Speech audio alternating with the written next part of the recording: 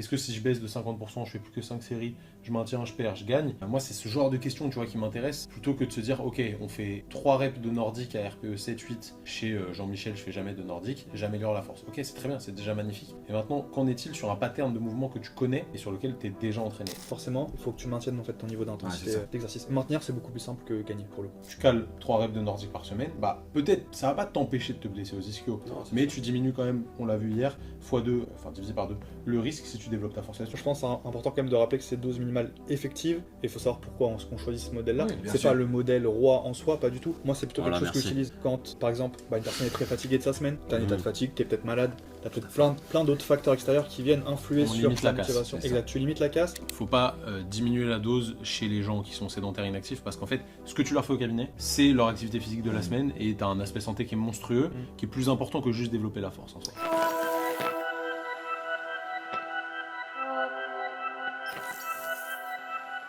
Salut les amis, bienvenue dans ce nouvel épisode du Training Therapy Podcast saison 2. J'espère que vous allez bien. Aujourd'hui, je suis avec Simon, JP et Johan. Ça va les gars? Ça va très bien toi. La On forme. est prêt. Ouais, ça va tranquille. Alors, vous avez vu dans un précédent épisode qu'on a parlé avec JP, Simon et Lilian de la dose minimale effective d'entraînement pour maintenir ses niveaux de force chez des gens non entraînés à moyennement entraînés. Non entraîné à 7 tâches spécifiques. Et il y a eu de la dissonance cognitive chez quelqu'un en gris ici présent qui n'était pas d'accord. Et il a le droit de pas être d'accord. On est en démocratie, on Tout a à le droit fait. de pas être d'accord, il n'y a pas de souci. On va pas l'envoyer au goulag. On va pas l'envoyer au goulag. Ça, si vous avez la ref, La vous- dose minimale vous effective êtes au bon. goulag, ça fonctionne pas. Hein. Non, De toute manière, la dose minimale effective au goulag, elle est déjà Je casse très les cailloux très toute la élevée. journée, hein. donc, Maintenant, on a parlé des gens non entraînés à peu entraînés sur cette tâche. Moi, ce qui m'intéresse pour être un peu plus proche de la réalité des sportifs qui peuvent nous suivre, c'est de me poser la question à partir de combien de baisse, on va appeler ça le drop, de ta charge d'entraînement, tu peux maintenir les qualités que tu as ou voire continuer à progresser. Je ne sais pas si on a des réponses là-dessus, mais en gros, imaginons que moi je fais 2 séances de squat par semaine, je fais 5 séries à chaque séance, donc en gros je fais 10 séries par semaine intenses. Et je vous donne un petit peu l'idée pour qu'on ait des chiffres faciles. C'est réel ou pas? Oui, au moins, oui. Au moins. Si jamais je baisse de 20%, donc je fais plus que 8 séries effectives, toujours à la même intensité, est-ce que je maintiens? Est-ce que je perds? Est-ce que je gagne? Parce que peut-être que baisser le volume d'entraînement me permet de mieux récupérer et du coup de gagner. Est-ce que si je baisse de 50%, je fais plus que 5 séries, je maintiens, je perds, je gagne? Moi, c'est ce genre de questions, tu vois, qui m'intéresse, plutôt que de se dire, ok, on fait 3 reps de nordique à RPE 7-8 chez Jean-Michel, je fais jamais de nordique, j'améliore la force. Ok, c'est très bien, c'est déjà magnifique. Et maintenant, qu'en est-il sur un pattern de mouvement que tu connais et sur lequel tu es déjà entraîné? Est-ce que tu as des petites clés là-dessus, Johan? Yes. Il y a un article de Androulakis Kourakakis. Oh là là, il arrive par cœur. Solide, préparé.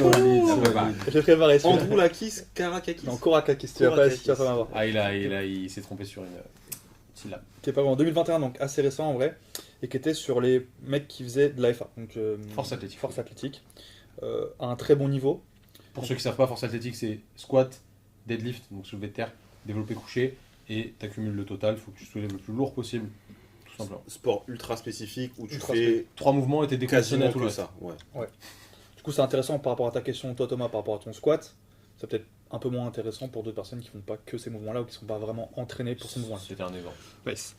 Et du coup, en fait, lui, donc, il a pris plein de powerlifters qui avaient un très bon niveau, sur un niveau élite. Et ils ont sélectionné sur le score de Wilks, il me semble. Donc, en gros, c'est ta force relative. Parce qu'un mec qui pèse 60 kg, il ne poussera pas pareil qu'un mec qui en pèse 150. Pour autant, est-ce qu'il est plus fort ou moins fort, ça va dépendre. Donc, ils sont basés sur ce score-là pour la sélection des sujets. Donc, en vrai, ils ont pris des mecs Solide. vraiment entraînés, solides.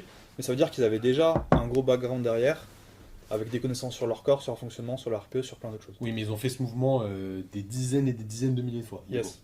Donc on est loin des gens qui avaient jamais fait de nordique. Radicalement opposé. Et par rapport à ce que tu dis, déjà, il faut savoir, faut réussir à dire qu'est-ce qu'un progrès. Qu'est-ce que toi, tu considères comme étant un progrès? Est-ce que c'est prendre en charge, être plus à l'aise sur une même charge? Tout ça, ça rentre aussi en compte dans tout ce que tu... Dans le résultat finalement de ton étude, puisque si toi tu me dis que pour toi un progrès c'est 10 kg, je te dirais je vais pas forcément donner le même chiffre, tu vois. Ok. Donc pour les power, ce qu'ils ont dit c'est n'importe quel changement positif, en mode s'ils sont plus à l'aise sur la charge, plus rigides, mieux gainés, qui prennent même 1 kg au vu de leur niveau et de leur expérience passée, c'est déjà un progrès pour eux, tu vois. Ok. Ça, c'est intéressant. Et donc, ils ont pris plusieurs études, et ce qui est ressorti, grosso modo, c'est que par exemple, sur le squat, 2 séances semaine, la séance, c'est tu vas chercher un RPE 9, une single. Ok. Et en vrai, le minimum du minimum, ça suffit. RPE 9, ça veut dire que tu aurais pu rajouter un tout petit peu de poids. Ou pas, en fonction de ton état de forme du jour. Ok, mais ça veut pas dire que tu pouvais faire une rep en plus. C'est pas un RIR. C'est pas un RIR, c'est un RPE. Ok. Ils sont venus chercher du RPE. En fait, ils ont fait 3 groupes différents. Ils ont fait un groupe où c'était juste une single, un groupe où c'était un single plus 2 back-off, donc un peu d'assistant derrière. C'était du 2x3 à 80% de ta charge que tu as pris sur ton RPE 9. Ok. Et un autre groupe, ils ont fait un AMRAP à 70%. Un Max peu- de rep, Ça, hein. Ça doit c'est piquer ça. terrible parce qu'ils sont sacrément forts, donc à mon avis. un Donc, échauffement. AMRAP, pour ceux qui savent pas, c'est maximum de rep à une charge. En gros, sur l'AMRAP, ils ont fait un échauffement, ils ont fait, je crois, une fois 5 40, une fois 5 60%, une fois 5 60%, et après ils sont partis sur leur AMRAP. Ok. C'est terrible parce que tu te dis un mec qui fait genre un 250, il prend un AMRAP de 70%, il va mettre 175, il va faire un max de rep à 175 kg. Ouais, Oui, ça- mais ça pour picote. lui, ce serait la Mais même pour chose lui- que pour toi. Ah, Ouais, mais mais ça articulairement, reste ça reste. engageant, articulairement, et c'est même pas la niveau cardio et tout. on Ok, s'en rend pas sauf compte. que ton articulation, elle s'adapte aussi. Hein. Ouais, mais ça reste très engageant quand même. Niveau cardio, il y a Bien une sûr que c'est pression de fou. engageant. Mais moi, si je fais un truc à 70%, un AMRAP à 70%. Bah, tu mets 200 toi, du coup. Non, mais ça va être engageant pour moi aussi, tu vois. Moins.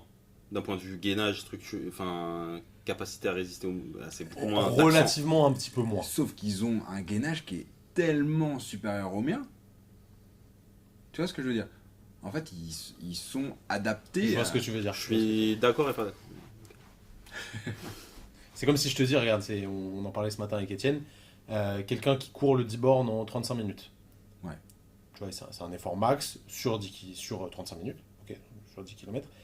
Pour moi, c'est plus facile que quelqu'un qui court un 10 bornes en 50 minutes, mais qui a effort max aussi, En qui 1h10. se donne à fond, tu vois. Tu vois ce que je veux dire? Ouais, je comprends. Parce je qu'en comprends. fait, ils passent le même temps dans la même... Enfin, ils sont dans la même zone, Il y en a un qui passe sauf qu'il y en a un qui passe 35 et l'autre qui passe 50. 1h10. Sauf que là, sur un AMRAP, on va passer quasi potentiellement, enfin théoriquement, le même temps. à peu Ouais, près. mais le volume déplacé est totalement disproportionné. Ça dépend de ton poids, ça Bref. dépend de plein de choses, en vrai. Mais c'est intéressant, c'est une réflexion qui est grave intéressante. En vrai. Ouais. Dites-nous d'ailleurs ce que vous en pensez dans les commentaires. Team, Ça m'intéresse. team JP ou Team Sim? Et en vrai, ils ont trouvé que les 3 groupes progressaient Ok. au bout de 8 semaines. Même chez des powerlifters grave entraînés, le AMRAP. Mec. Et là, Après, on je te est- dis, ça dépend de ce que tu considères toi comme étant Oui, un progrès. oui, et mais par rapport à eux, et chez- leur ils ont fait des questionnaires. Chez eux, etc. un progrès mini, enfin un Ouais. kilo chez eux, ils sont grave c'est contents. énorme. Ouais. Ils sont grave Exactement. contents, ouais. Et là, tu parles de une séance semaine? Attends, justement, on y vient. Sur le. Calm down, guy. Ça, c'est intéressant. Il y aura d'autres études après qui parleront de ça. Sur leur cas à eux, ce qu'ils ont fait, c'est qu'ils ont fait 3 séances de bench. Ils ont évalué sur le bench, le squat et le DL. Donc leurs 3 mouvements. 3 séances de bench dans la semaine, 2 séances de squat et une séance de DL. Donc deadlift. Ce qui représente une répartition classique hein, chez les powerlifters. Ouais, Je suis une pas sûr séance qu'ils de- fassent 3. Une séance de deadlift, c'est léger, mec, pour un power. Ça dépend, mec. Ceux qui mettent très très lourd, ça dépend. En vrai, ça dépend. Mhm. 3 bench, ça me paraît peut-être un peu beaucoup. Ce qui a le moins progressé en vrai, c'est le DL. C'est le Ouais, deadlift. pareil, Ok. logique. Parce que peut-être au niveau de la fréquence, il y a quelque chose qui se passe. Ce qui se passe, c'est que eux, dans leur inconscient ou dans leur expérience, histoire, ils associent le DL à quelque chose de plus taxant. Parce Et- qu'il y a plus lourd. parce que c'est plus lourd. Et dans la réalité des faits, quand ils sont allés un peu chercher au niveau tout ce qui se passe au niveau hormonal, etc., et ils ont comparé squat, deadlift, et finalement, c'est les mêmes échanges et les mêmes Ok. fatigues qui sont induites. En vrai, ce mouvement il est quand même particulier. Après, on dérive, mais vu qu'il n'y a pas d'énergie élastique, Ouais. c'est effectivement plus taxant d'un point de vue nerveux. Tu vois, c'est une Tu réalité. fais un dead start. Bah, c'est ça. Ouais. C'est pas la même chose. Donc, du coup, c'est ce qui est ressorti pour répondre à ta question. Il y en a même qui Bon, tombent dans les pommes. Des séances. Jamais arrivé sur un deadlift, jamais sur un clean, mec. Ah, c'est un clé, pardon. C'est terrible. Donc 2 séances de squat dans la semaine, au niveau de la fréquence. Au niveau du volume, là du coup ça peut varier, parce que Mhm. tu as plusieurs possibilités. Par contre au niveau de l'intensité, tu vas chercher de la haute intensité. Donc ton Ok. RPE, tu vas chercher loin, tu vois, 8, 9. On revient à ce qu'on disait hier, limiter un peu plus. Ouais. Intensité relative. Mais du coup, ça amène une problématique aussi, ça. Du moins, Le fait de chercher une intensité 8-9. Ouais. C'est-à-dire qu'il faut se connaître. faut se connaître. C'est-à-dire tu peux pas par exemple avec tes patients, si tu veux faire ou avec des athlètes qui n'ont pas, expérimenté pardon, ce mouvement pendant très longtemps, qui se connaissent pas vraiment, qui savent pas ce que c'est l'échec, qui savent pas la différence entre un RPE et un RIR par exemple, ça va être très compliqué de leur donner ce format qui peut être vraiment utile, sans avoir passé du temps en amont à leur apprendre à expérimenter les différentes sensations qu'ils peuvent avoir, tu vois, Ok. au niveau des exercices. Donc, ce drop de fréquence, Ouais. il a été efficace dans les 3 groupes.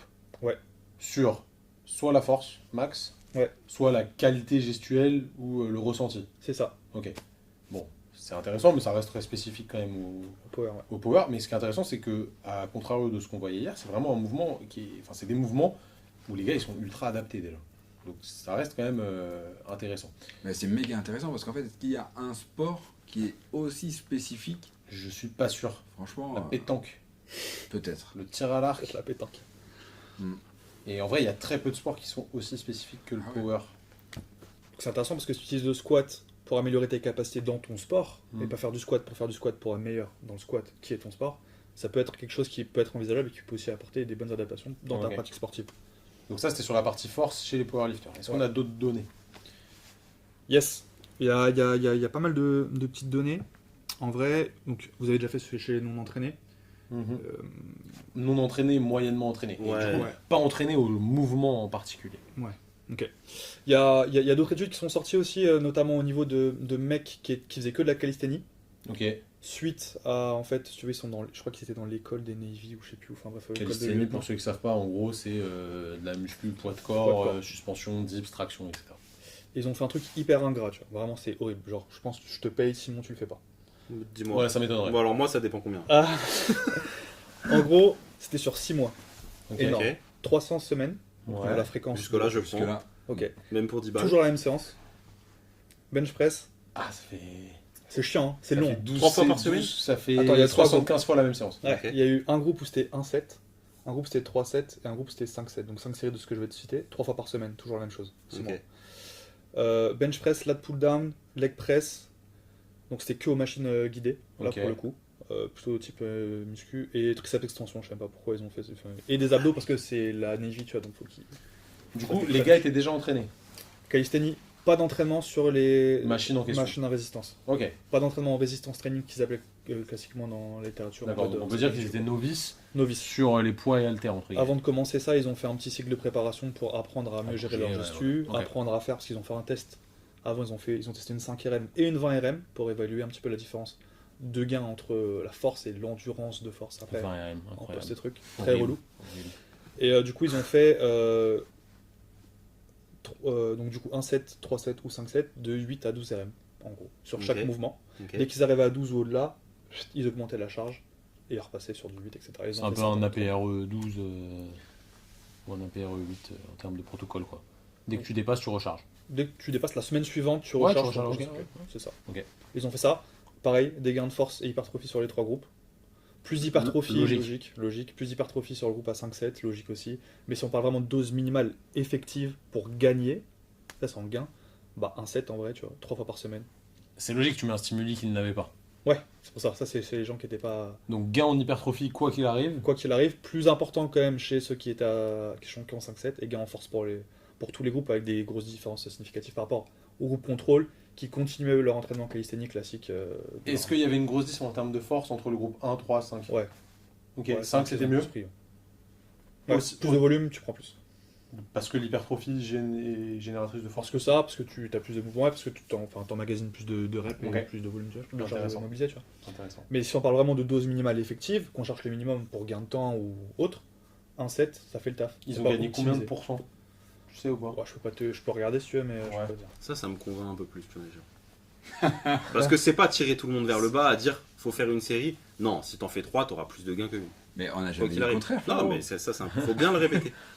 faut bien le C'est répéter. important. Ok. Dites-le autour de vous, c'est important. Et Euh, ouais. Excuse-moi, j'avais une. T'as fini sur cette étude ou je peux te relancer sur.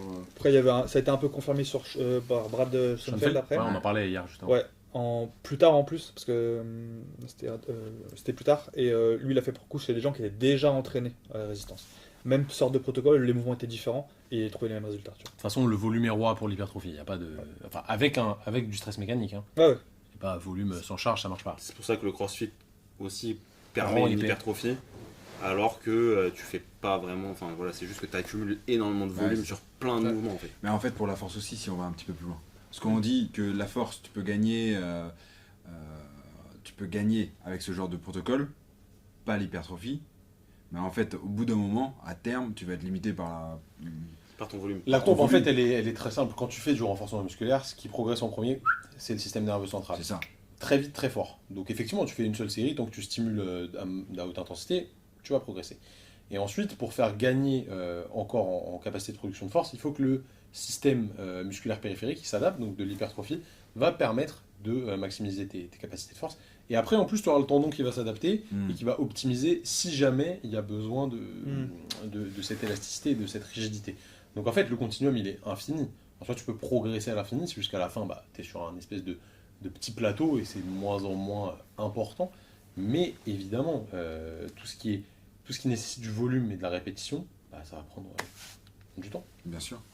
Et tu me confirmeras si tu as ces données-là ou pas, mais je me souviens que pendant le confinement, ils avaient fait des études aussi par rapport, non pas à ceux qui... comment gagner avec une dose minimale effective, mais comment maintenir. Ça aussi c'est très intéressant. Ouais. Et alors, moi j'avais ce chiffre en tête, et je chercherai cette étude et je vous la mettrai dans la description si vous voulez, mais j'avais ce chiffre en tête que même en baissant de 9 fois le volume des athlètes, alors j'ai pas la donnée si c'était des confirmés, des entraînés ou pas, mais ils diminuaient de 9 fois leur volume, ça leur permettait de garder leur trophicité, leur volume. Musculaire. Mais c'était chez des coureurs de marathon, ça. Mec, en vrai, c'est pas déconnant parce que regarde, toi, à titre personnel, tu as fait une transition CrossFit triathlon. Ouais. Franchement, en termes de volume musculaire sur le haut du corps. Je suis très épais, ça. Avec, justement, avec en fait, une séance de renfo haut du corps par semaine, t'as maintenu tes acquis quasi. C'est ça. Oui, après, tu nages, il y a une stimulation du J'ai pas corps. baissé de 9 fois, je pense. Après, tu parles du volume hebdomadaire ou du volume par séance? Ah, c'est une bonne question, ça. C'est une bonne question. Je crois que au final, c'est la même chose. Hein. Mais. Pas sur la fréquence, du coup. Je suis d'accord avec toi. D'après Brad Schoenfeld, c'est pareil si tu mets tes séries, si tu les mets sur une séance ou sur toute la semaine. Pour les non-entraînés. Jusqu'à 10 ou 15 séries. Non, mais pour les non-entraînés, je suis d'accord, évidemment. Pour quelqu'un d'entraîné, c'est pas possible. Pour quelqu'un d'entraîné, en fait, tu as besoin de plus de volume. Exactement. Et donc, du coup, ça rentre pas dans ta. Bien sûr. Ou alors, tu baisses. Tu généreras trop de fatigue. Tu génères trop de fatigue. Ça ne servira à rien. À la fin, ça ne servira pas à grand chose. En vrai, c'est très intéressant ta question là. 9 fois, je sais pas si j'ai pas le chiffre en tête. Par contre, je sais qu'en vrai, des études qui ont été faites aussi chez les gens entraînés, non entraînés, il y a une différence entre chez les jeunes et chez les plus âgés aussi. Exactement. Parce qu'il y a la sarcopénie aussi qui rentre en jeu. Donc, ils ont besoin de plus de fréquences d'entraînement, ça a été montré aussi. Mais une séance, une série à l'échec suffit, en vrai, quasiment. Enfin, toujours. En fait, là, l'idée, c'est toujours chercher la haute intensité. C'est vraiment, j'ai l'impression, en tout cas sur ce que j'ai recherché, les études qui ont été montrées, c'est que le volume intra-séance et intra-hebdomadaire peut varier, la fréquence des séances peut varier. Par contre, plus tu diminues, forcément, il faut que tu maintiennes en fait ton niveau d'intensité d'exercice. Et maintenir, c'est beaucoup plus simple que gagner pour le coup. Il faut que tu ailles expérimenter l'échec ou proche de l'échec pour maintenir tes gains. Ouais, c'est ça. Mais j'étais vraiment étonné par toutes ces études qui avaient été faites pendant le confinement où il y a des gens qui avaient obligatoirement dû quasiment annuler leur séance leur programmation. Arrêter, ouais. Quasiment arrêter, ouais. Et au final, ils arrivaient à maintenir avec des doses vraiment minimes. Donc, ce que je garde en tête, c'est pas niveler les gens vers le bas, mais c'est même si on en fait un petit peu, ça permet de maintenir. Mais encore une fois, la condition sine qua non, c'est l'intensité. Et en vrai, c'est intéressant pour ceux qui, je pense, qui font des sport co comme toi, tu es dans le sport co. Avec les échanges qu'ils ont chaque semaine, t'as pas forcément le temps de toujours tout développer, mais il faut quand même que tu maintiennes tes acquis, tu vois. Et du coup, c'est quand même très intéressant ce genre de format pour ce genre de population-là, parce que ça te permet de maintenir, faire ce que tu as à faire pendant ce temps-là, et ensuite y retourner sur des bonnes bases, sans avoir perdu. Tu vois. C'est ce qu'on appelle des rappels de force, etc. Et si ça marche depuis longtemps, c'est que c'est logique, tu vois, en soi. Ça paraît juste logique. Donc là, on a parlé de la force, on a parlé un peu d'hypertrophie. Est-ce que sur les autres qualités physiques, on a des données, genre je pense à la vitesse, tu vois, par exemple? Dans une étude qui a testé là, j'ai vu un petit truc aussi sur les footballeurs, justement. Alors, je me rappelle plus exactement du nom d'étude, mais eux, ils faisaient du squat une fois par semaine. Dès qu'on sort de Charistéas, machin truc, il a plus le nom. Ouais, il a plus le nom. C'est il avait pris le grec. ou un truc comme ça. Mais c'était un truc assez... Je suis pas sûr du nom, alors je préfère, mais je peux te donner les autres, mais ceux-là je m'en rappelle plus. Et en fait, il avait fait deux groupes, un groupe où il venait un squat lourd par semaine, pareil, une single, et un groupe où il faisait un squat lourd toutes les 2 semaines. Ils ont vraiment coupé la fréquence. Et en fait, il checkait du coup la force max et la vitesse de sprint. Et à côté, le mec, il tapait quand même ses entraînements normaux. Il arrêtait pas de s'entraîner pour autant. Et sur le groupe qui faisait qu'un squat toutes les 2 semaines, il perdait en force max et il perdait aussi en vitesse. Ok. Là où un squat suffisait à maintenir ou légèrement augmenter, ça dépend du niveau d'expérience de la personne, et maintenir ses niveaux de vitesse, de sprint. Et ça, c'est très intéressant quand même dans les sports où faut que tu cours en fait. Très stylé. Je Puis, pense. en soi, le squat n'est pas en plus ultra spécifique Ouais. à la course, donc si on avait choisi un autre exercice, ça aurait pu être encore plus pertinent. Stylé, Clairement. carrément stylé. Sur le reste, on n'a pas grand chose. Il y a des trucs qui sont sortis, mais franchement, rien de bien. La qualité des études n'est pas ouf. Ouais, un peu foufou. Vous repartez avec quoi, les gars là? Ben moi je repars avec la conviction qu'en effet on peut maintenir et on peut même progresser avec peu, mais par contre il faut se tabasser quoi. Il faut se tabasser. Alors après, en effet, aller jusqu'à l'échec, c'est pas toujours. Il y a une période où j'ai eu l'impression, en tout cas, No pain, no gain. ouais, qu'il fallait absolument taper l'échec. Et donc du coup, moi je me disais tout le temps avec mes patients, mais en fait, putain, je peux faire plus. Putain, je peux faire plus. En fait, à la fin, il ressortait, le mec, il pouvait plus marcher. Après, avec les patients lambda que tu vois au cabinet, en vrai, l'échec, Faut les éduquer fort quoi. c'est pas. Franchement, la plupart du temps, c'est pas atteignable. Ça dépend. Avec des sportifs, en Oui, effet, non, mais des sportifs qui se connaissent et qui maîtrisent un peu le renfort. Toi, t'as que des sportifs aussi. Ouais, c'est facile, Ah, t'es y a pas dans la aucun- réalité, mec. Retourne à la réalité. T'es pas dans la réalité. Quand t'as Janine, mon gars, tu allais à l'échec, c'est Bah, très tu fais compliqué. un AVC sur le plateau.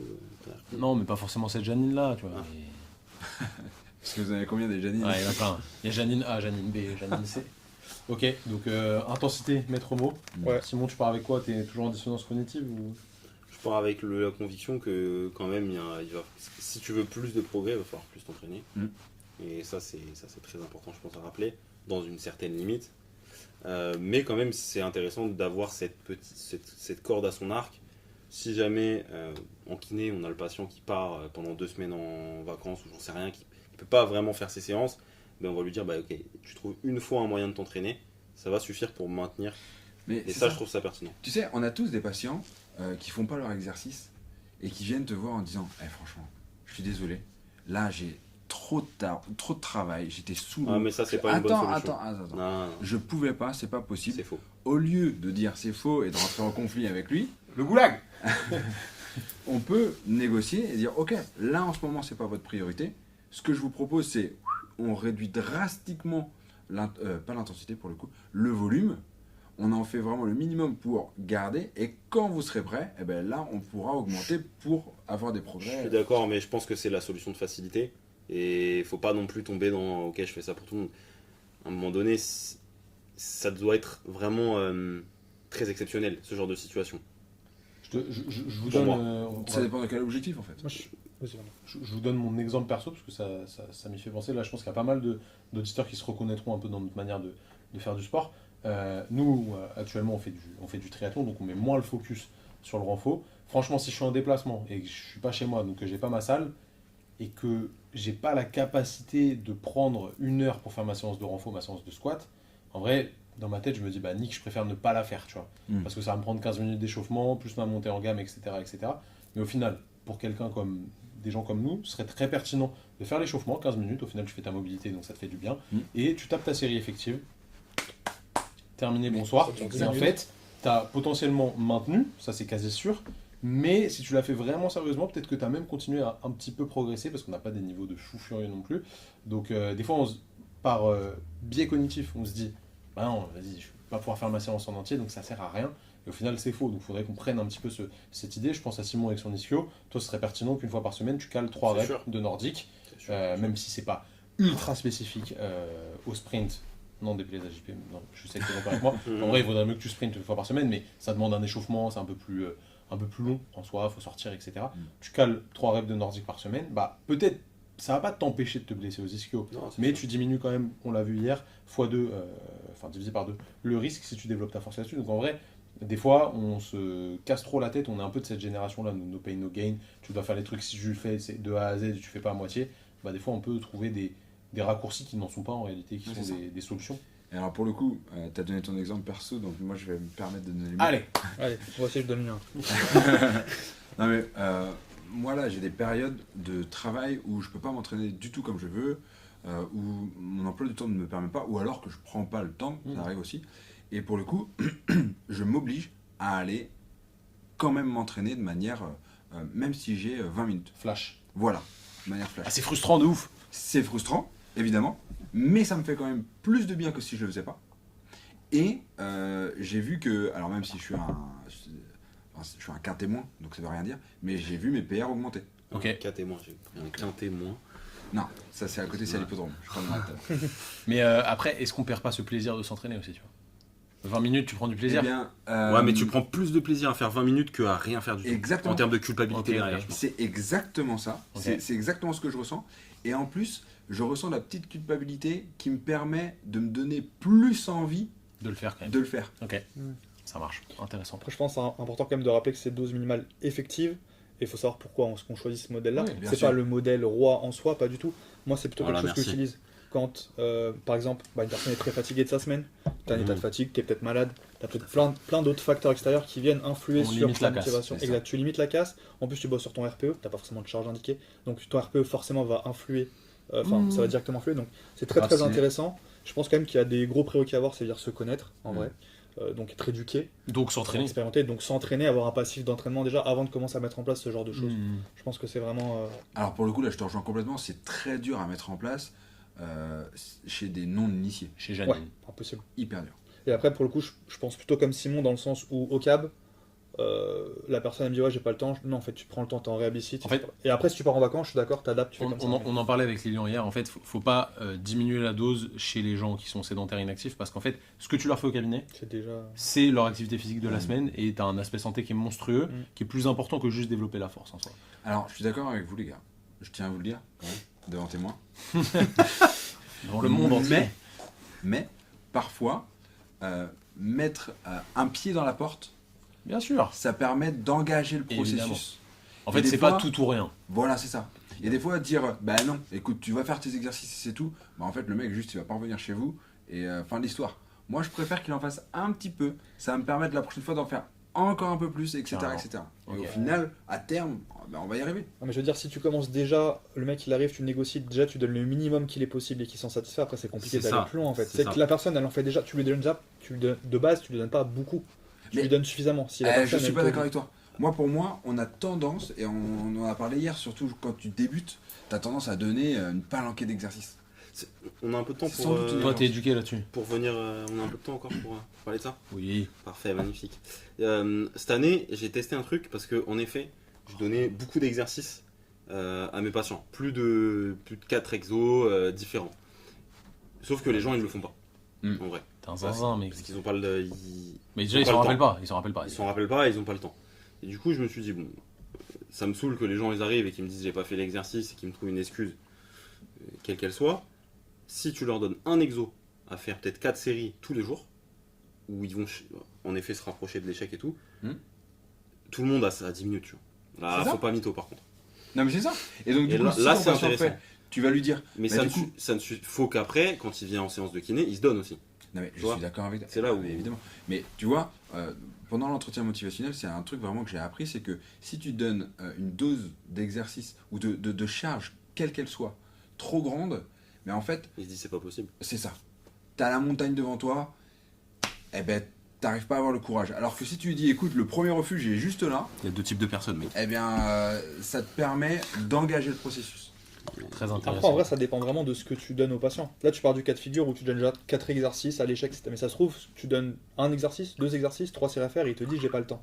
Dans ce cas-là, je vais pas négocier en disant bah écoute, tu me fais 3 reps. Non, enfin, mon nez sera pas Oui, efficace. après, c'est une histoire de façon de voir les choses, etc. Mais bon, ça, c'est plus après- de la communication. et Oui, de- c'est différentes effectivement. stratégies. de Trouver le bon communication. exercice, etc. C'est une autre histoire. Bon, les gars, en tout cas, merci. On a compris plein de choses. Si jamais vous voulez aller plus loin, maîtriser tous ces concepts d'AMRAP, d'EMOM, de RPE, de RIR, on vous a fait la formation que tout kiné doit maîtriser. En réalité, c'est une formation sur le renforcement musculaire. C'est la base de la pyramide la plupart du temps dans nos traitements. Pour ça, il faut apprendre à pratiquer sur soi, à connaître les modalités de développement des qualités physiques. Donc venez vous former avec nous, ça s'appelle renforcement EBP. Soit vous venez directement en présentiel, premier lien dans la description, soit vous le faites en e-learning de chez vous, comme vous voulez, deuxième lien dans la description. En attendant, si vous êtes sur YouTube, n'oubliez pas de vous abonner à la chaîne, de lâcher un petit pouce bleu et dites-nous si on a réussi à vous convaincre sur la série unique. On n'a pas parlé de série unique, mais sur la dose minimale effective d'entraînement. Si jamais vous êtes sur Spotify, Deezer, Apple Podcast, n'oubliez pas de mettre une review 5 étoiles. Répondez au sondage si vous êtes sur Spotify. Personne ne me serre la main, mais c'est pas grave. En attendant, prenez soin de vous, prenez soin de vos patients. Nous, on se dit à la semaine prochaine pour un nouvel épisode. Salut tout le monde. Salut.